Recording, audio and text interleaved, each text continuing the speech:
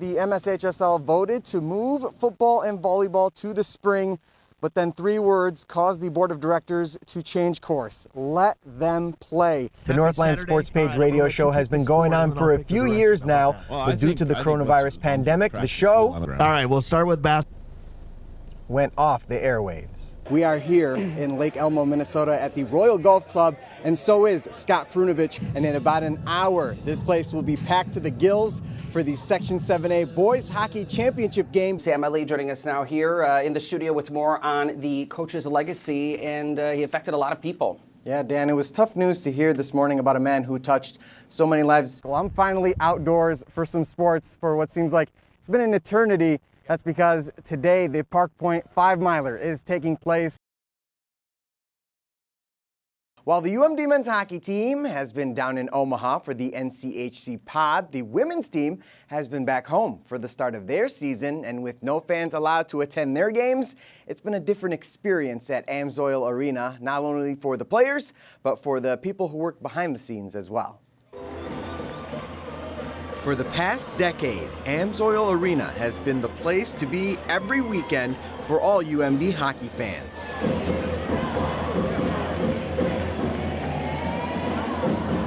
But then the pandemic struck, and a place that would host thousands of people is now home to a deafening silence.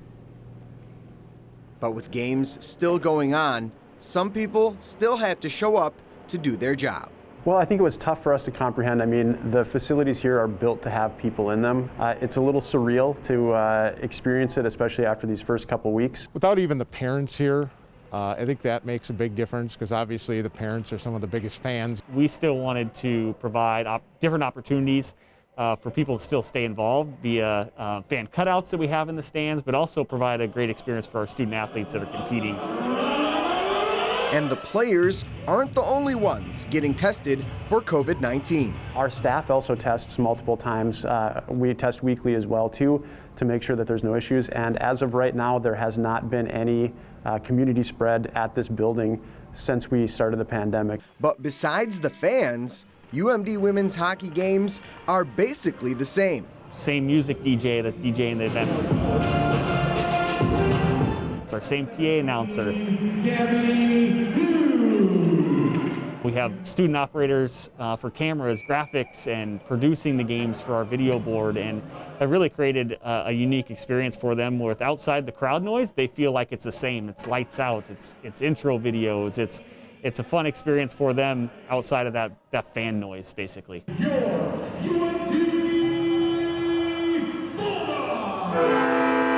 Now I would say it's more like announcing a high school game. You do the scoring, you do the penalties, you do the starting lineup, and there really isn't any other fanfare to go with it. Public address announcer Mark Fleischer has been calling games at Amsoil since it opened back in 2010. So I found myself probably, enunciating a little more than I normally would, and you're more conscious of listening to yourself.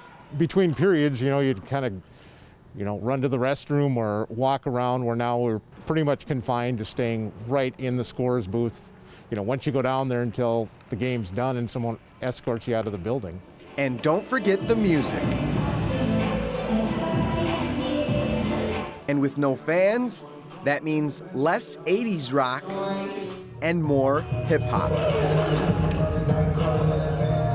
With the fans, it's very important. You can get the fans really loud when you play their favorite song. But with no fans, it's a little bit of a dueling task. Trying to pump up no one is not a good thing, but you want to do it for the student athletes. And while there are no more home games left in 2020, the team at Amsoil Arena says the experience has left them longing for the day when fans will be back to see the Bulldogs. Like the band will be, hey, how much time's left in the period? So, you're kind of waiting for that to happen instead of just saying, 1 minute to go in the period. So those sort of things, I look forward to having them back. I think we'll all be excited when we can hear the cheers to the videos, the cheers when the team hits the ice, and after that first goal is scored or that first win or first sweep and stick tap on the ice when fans are back here to be able to cheer our teams on. It is a facility built for people. It's built to gather. It's built to share community, and that's what we really want to have, as a community to come back in here and experience this with us.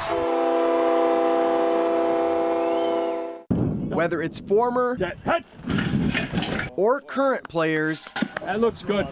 People who have worked with Northwestern assistant football coach Andy Lind always use the same word to describe him. Phenomenal motivator. The term motivator comes to mind. He has a doctorate in motivation, I'd say. For the past 40 years, Lind has coached hundreds of players, including the parents of the seniors he is leading this season. This senior bunch is a special group, and Harrison Nelson, Greg, his dad, Greg, was a great lineman for us. They all are. It's just a super bunch, and I feel very fortunate to be able to still be standing here and coaching their kids and having a good time. Yeah, my dad's told me many stories about in the past what he's done and stuff like that, like what type of coach he is. I remember being a sophomore coming onto the field and being scared to death of Coach Lind.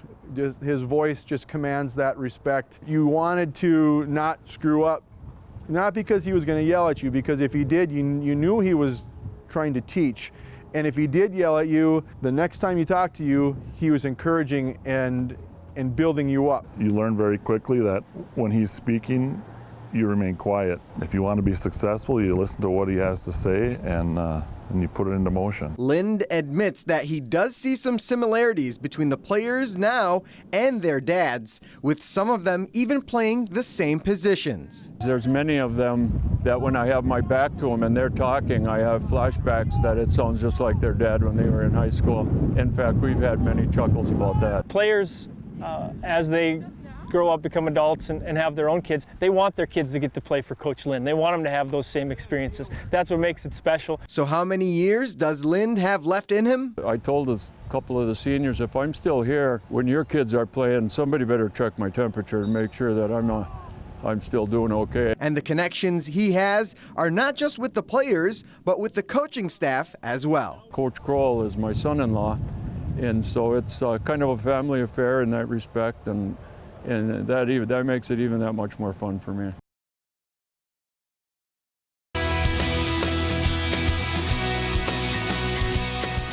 Welcome back. Tonight it was hammer time as the 70th annual Battle for the Hammer game took place at Eggerdahl Field. Proctor knocked off Hermantown last season and looked to keep the Hammer in their possession. The Rails were also looking to snap a 4-game skid, while the Hawks had eyes on closing the regular season on a 3-game win streak. First quarter, Michael Lau drops back to pass. He's going to find Daniel Walsh in the flat, and he'll take it in for the score. Extra point is good as the Hawks led 7-0 after 1. Let's go to the second. Handoff goes to Robbie Thorsten up the middle. He'll be brought down. Nope, just kidding. He breaks the tackle and scores to make it 14-0 Hermantown. Final moments of the first half. Rails trying to get on the board. Evan Chikalski fires deep. It's going to be tipped up, and Bo Janzig comes up with the interception, and the Hammer returns to Hermantown as the Hawks top the Rails 28-0.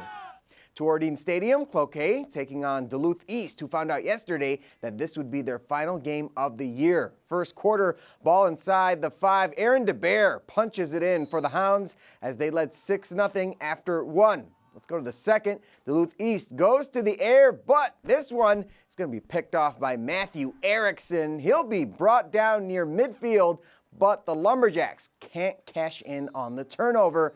So the Greyhounds, they get the ball back. Pitch outside goes to Austin Orvidal, and he could go all the way.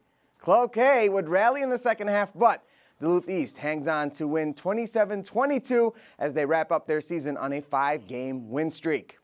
Some 9-player action now. Carlton Renshaw closing their regular season at home against Northeast Range. First quarter, Sam Ojibwe with the pass to Austin Larva. The Nighthawks have him wrapped up, but he keeps his legs churning, breaks away from the tackle, and he gone. The junior takes it to the house to get the Raptors on the board first. Time winding down in the quarter. Dan Eggert has it, and he'll bulldoze his way into the end zone. Carlton Renshaw, your winners tonight by a score of 26-0.